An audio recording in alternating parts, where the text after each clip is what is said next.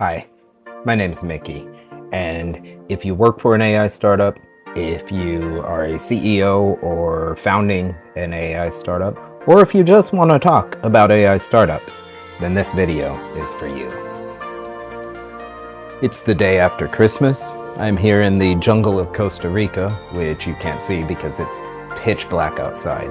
So why am I recording a video about AI startups for you? Because I think it's urgent.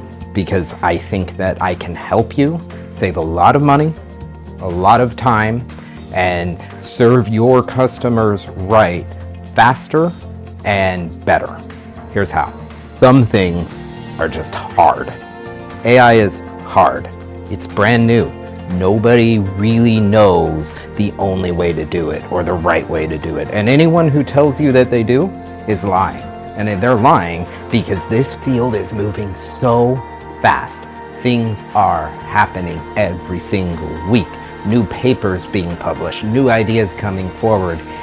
And yet, when it comes to actually building with this technology, most people are paying OpenAI. They're paying Anthropic. They're paying Grok. They're paying Microsoft. They're paying Meta. They're not building it themselves. Why? Because it's hard and expensive to build or run your own AI. But what does running your own model even mean? Well, these systems are complex and they have a lot of different parts. The model is the secret sauce. It's the part that is actually doing the magical AI inference. But for these models to do anything, they need a lot of software to call the model with the right information, take the stuff that comes out of the model, put that into a format that is usable by people on the other end of an internet connection, and then shipping that information out to those people who requested it, right? So you've got this whole comes in through the internet, goes through a whole pipeline of handling, goes into a model, this magical inference gets performed, and the results of that inference get returned and shipped back to whoever asked for it, right? Well, most of these connections, these parts of the system that connect to the model are written in a programming language called Python, and Python's great because it's easy to use and fast to learn. It's not so great because it's slow to run and extremely inefficient with compute. Well, you've heard about how AI uses so much water. You've heard about how AI is increasing data center complexity so much and all of this. Well, a lot of that complexity increase isn't necessarily the AI model itself. It's also the infrastructure surrounding that model so that it can talk to the internet. That's where I have been working really hard, and I have some new ideas to share with you. So some startups, usually around Series B or C, say, hey, we don't want to use a toy. We want to use real tools. You know, we're done with the Tonkas. We're moving on to the caterpillars, right? Well, to do that, you have to hire engineers who program in C++ and Rust, which is cool.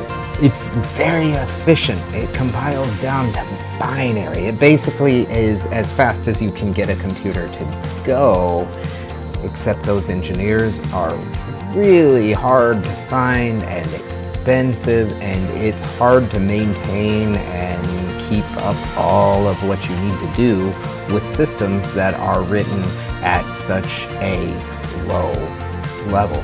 It's basically like having to reinvent the alphabet for every book you want to write, right? And so this industry is stuck between a rock and a hard place. They either use infrastructure expensive Python because it's inefficient, or they use very efficient languages, but then the staff to maintain that are very expensive.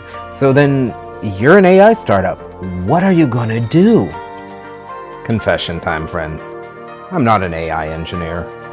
I'm more what you would call an infrastructure engineer. I've spent a lot of time working on the programs to connect the programs to the internet. Sometimes I even like to say that I program the programs that programmers use to program programs. So why am I talking about all this? Because 8 months ago, I decided I didn't want to compromise. I didn't want to do things in C++ or Rust because they could be annoying and difficult to maintain. And I didn't want to do things in Python because I knew that it would be expensive as heck to scale. So I started working on my own inference framework in a language called Golang. Now Golang is kind of cool. It was created by Google a little more than 10, 12 years ago now. And it was basically designed to sit between something as complex as C++ and something as simple as Python. It was meant to handle a lot of the difficult problems of the internet very easily while still giving developers, like me, the control that they needed to make the application run as efficiently as possible. Look, it's kind of like if you look at cars, you've got V4s that are pretty efficient, truck on down the load, but don't have that much power, or you have V8s that have an insane amount of power, but they will suck your fuel dry. We're pretty much like, where's the V6, right? Where's the right amount of power and the right amount of efficiency for my problem as an AI startup? And what I found was that it didn't exist. So I made my own, and it worked.